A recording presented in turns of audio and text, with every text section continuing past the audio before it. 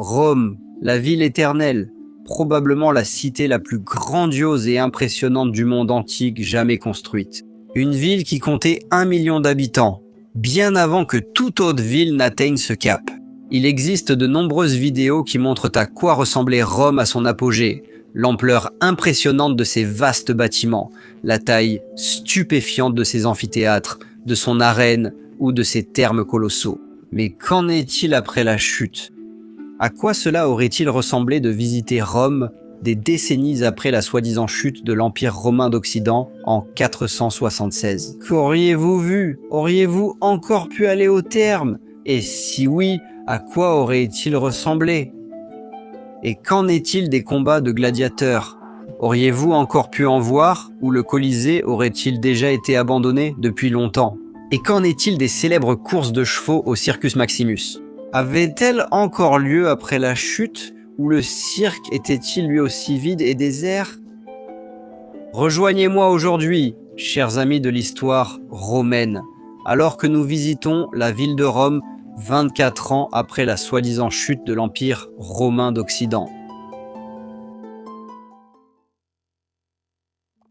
Imaginez que vous êtes un voyageur venant de Constantinople, qui a entendu de nombreuses histoires sur l'ancienne ville-mère, la cité où, il y a bien longtemps, l'histoire de l'Empire romain avait commencé. Si vous voyagiez vers la ville sur l'une des nombreuses routes romaines, par exemple sur la Via Asinaria, déjà de loin, vous verriez de nombreux bâtiments impressionnants s'élever vers le ciel.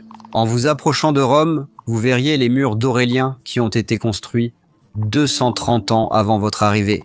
Vous trouveriez alors la Porta Asinaria, la porte asinarienne, encore en bon état, tout comme les murs eux-mêmes, mais vous verriez déjà quelques maisons abandonnées. Un indice que beaucoup plus de personnes vivaient autrefois à Rome. Après être entré dans la ville par la Porta Asinaria, qui d'ailleurs existe toujours aujourd'hui, vous seriez entré dans la ville près du palais du Latran. En 500 après Jésus-Christ, le palais du Latran avait déjà environ 200 ans, et c'était la résidence des papes.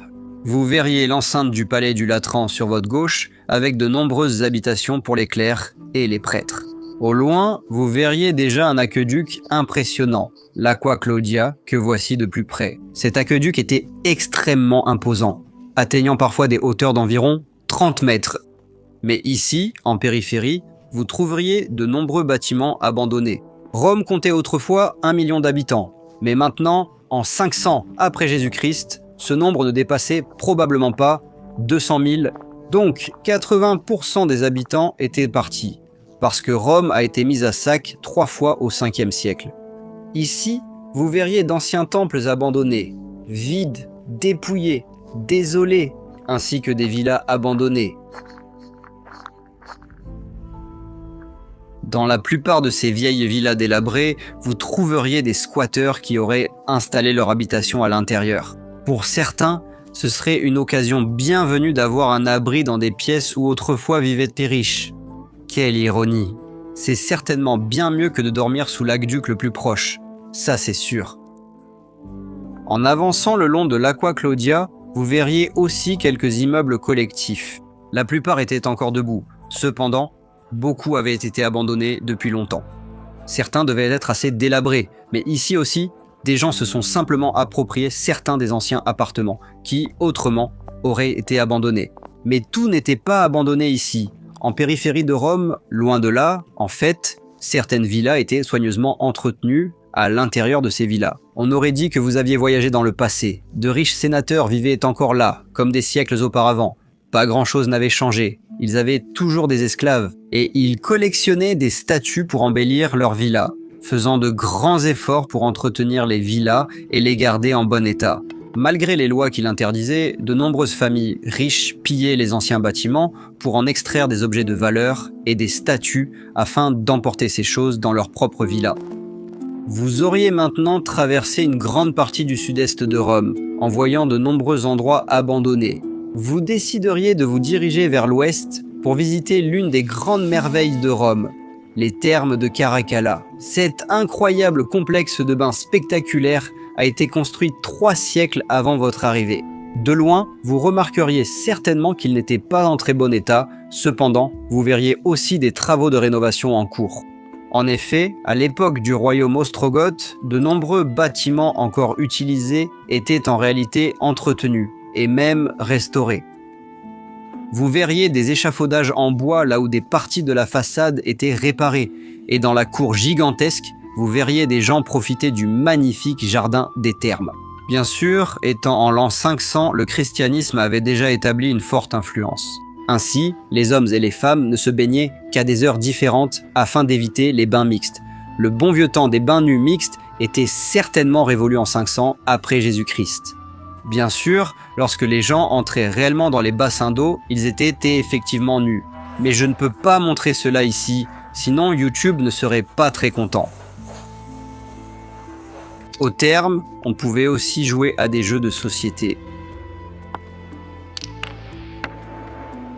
où vous pouviez vous entraîner avec vos potes de muscu.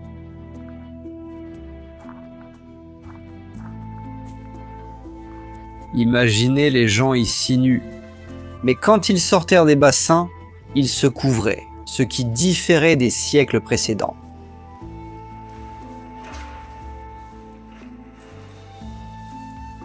En 500 après Jésus-Christ, il y avait encore beaucoup de monde dans les thermes, mais bien sûr, pas autant qu'à l'époque où Rome comptait beaucoup plus d'habitants. Les immenses salles devaient parfois sembler étrangement vides. Maintenant, vous décideriez de marcher des thermes de Caracalla jusqu'au Circus Maximus. Cette vieille arène géante, construite pour les courses de chars, était toujours debout. Oui, elle était vieille, elle était usée par le temps, mais elle fonctionnait toujours. En 500 après Jésus-Christ, le gigantesque cirque était bien trop grand pour la population réduite de Rome. Toute la population de la ville aurait pu tenir à l'intérieur. Cette immense arène pouvait accueillir 250 000 personnes. Elle mesurait 620 mètres de long et 120 mètres de large, c'était vraiment gigantesque. Mais autrefois, le cirque était en fait souvent rempli lorsque les empereurs organisaient de spectaculaires courses de chars.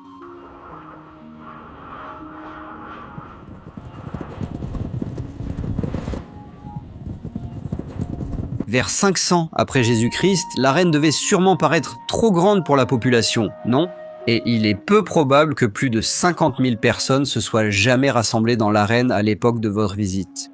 Mais des courses de chars avaient encore lieu, et les dernières courses de chars se tiendraient 49 ans après votre visite. Et même en 500 après Jésus-Christ, il y avait encore des affrontements entre les différentes factions du cirque. Les rouges, les blancs, les bleus et les verts. Parfois, ils se battaient les uns contre les autres dans les rues, et certains cochers devaient alors fuir la ville, cherchant souvent refuge dans la lointaine Constantinople. Tout près, vous trouveriez une fontaine spectaculaire appelée le Septisodium. Ce bâtiment a été construit à peu près à la même époque que les thermes de Caracalla et avait donc 300 ans au moment de votre visite. Vous poursuivriez donc maintenant votre exploration de Rome en 500 après Jésus-Christ et vous passeriez à présent devant l'Aqua Claudia. À ce stade, l'aqueduc était d'une hauteur impressionnante, atteignant presque 30 mètres au-dessus du niveau de la rue. En marchant sous l'aqueduc, vous arriveriez enfin à la place du Colisée. Le Colisée doit son nom au colosse de Sol. La statue était vraiment imposante. Elle était peut-être encore debout en 500 après Jésus-Christ. Ici, vous verriez un marché. Et, bien sûr, sur votre droite, l'amphithéâtre Flavien, qui fut plus tard nommé Colisée d'après la statue colossale. Maintenant, vous entreriez enfin dans le Colisée en 500 après Jésus-Christ. Les jeux de gladiateurs étaient interdits depuis presque un siècle. Mais les chasses aux animaux continuaient encore, et vous pouvez deviner qu'elles n'étaient pas beaucoup moins brutales. Les dernières chasses aux animaux attestées ont eu lieu en 523 après Jésus-Christ. Maintenant, vous marcheriez du Colisée jusqu'au Forum romain, l'ancien cœur de Rome. Cette place possédait les bâtiments les plus spectaculaires de toute la ville, tous plus impressionnants les uns que les autres. De l'extérieur, les bâtiments semblaient encore bien entretenus, même si, bien sûr, certaines parties paraissaient un peu usées par le temps. Mais beaucoup de ces bâtiments n'étaient en réalité que des coquilles vides, paraissant entretenus à l'extérieur, mais vides et dépouillés à l'intérieur. Les statues pillées étaient souvent remplacées par d'autres statues trouvées dans les faubourgs semi-abandonnés de la ville afin de préserver une impression de grandeur et de majesté. Dans le cœur traditionnel de Rome, vous verriez des rénovations en cours et des marchands vendant leurs marchandises. Vous décideriez maintenant de monter sur la colline du Capitole, l'ancien centre religieux traditionnel de l'Empire, où se dressait le grand temple de Jupiter. Ici, vous ne trouveriez pas beaucoup de monde. Les cultes païens avaient été abolis environ 100 ans avant votre arrivée, et donc ces anciens temples n'étaient plus utilisés. Le temple de Jupiter a perdu son toit lors du sac des Vandales en 455, car le toit avait des tuiles dorées qui étaient précieuses. Et donc, vu d'en haut, on pouvait voir la statue colossale assise de Jupiter, qui avait été construite sur le modèle de la statue de Zeus à Olympie. La statue mesurait probablement environ 15 mètres de haut, et il y avait aussi d'autres statues plus petites dans le temple que le général romain d'Orient Narsès a pillées en 572. D'ici, on pouvait voir toute la ville. Sur la gauche, vous verriez l'ancien complexe du palais impérial et au centre, le cirque Maxime.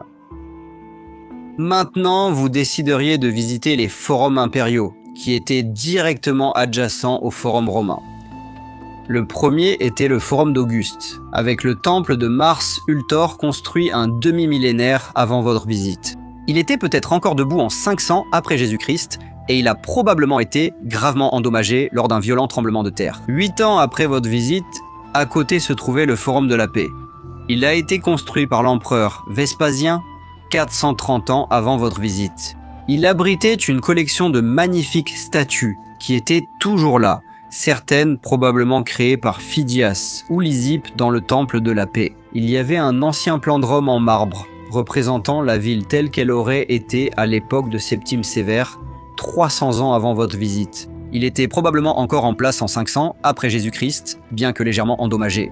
À présent, vous visiteriez le plus grandiose et impressionnant des forums impériaux, le forum de Trajan.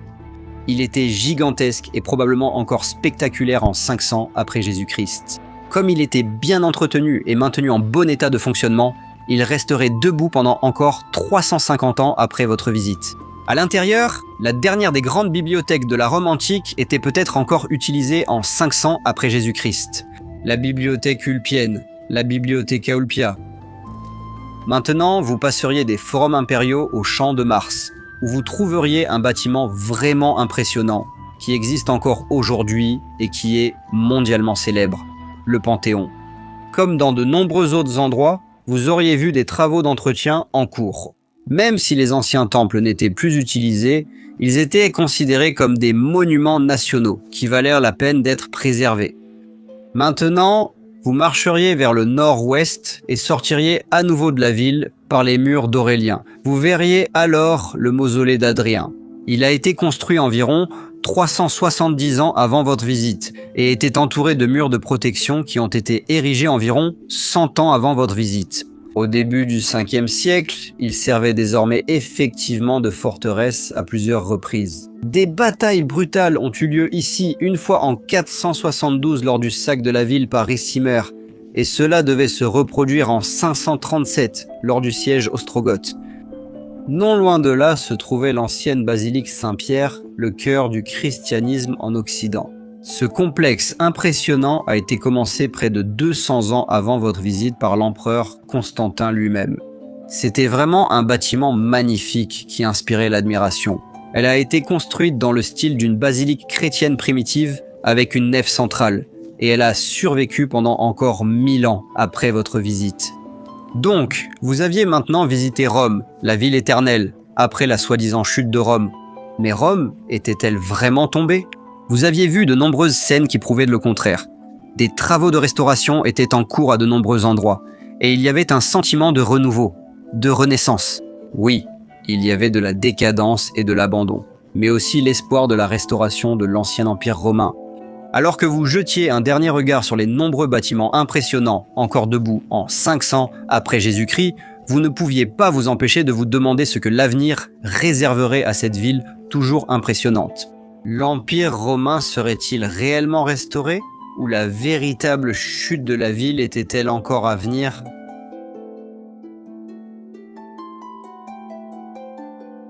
Merci d'avoir regardé, chers amis de l'histoire romaine. J'espère que vous êtes aussi fascinés que moi par cette période incroyablement intéressante après la soi-disant chute, lorsque les choses étaient déjà en train de se dégrader. Mais ce n'était pas encore vraiment terminé. Une époque où l'Antiquité touchait lentement à sa fin et où le Moyen-Âge était sur le point de commencer. Un remerciement tout particulier à nos soutiens sur Patreon qui rendent ces vidéos possibles. Merci beaucoup, chers amis, de soutenir Mesorianos. Je vous souhaite le meilleur, excellente journée et à la prochaine vidéo.